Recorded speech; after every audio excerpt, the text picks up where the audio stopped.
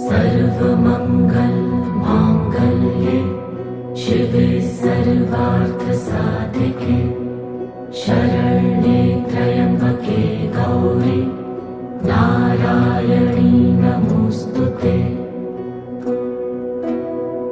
या देवी सर्वभूतेषु विष्णुमायेति शक्तिता नमस्तस्यै नमस्तस्यै नमस्तस्यै नमो नमः।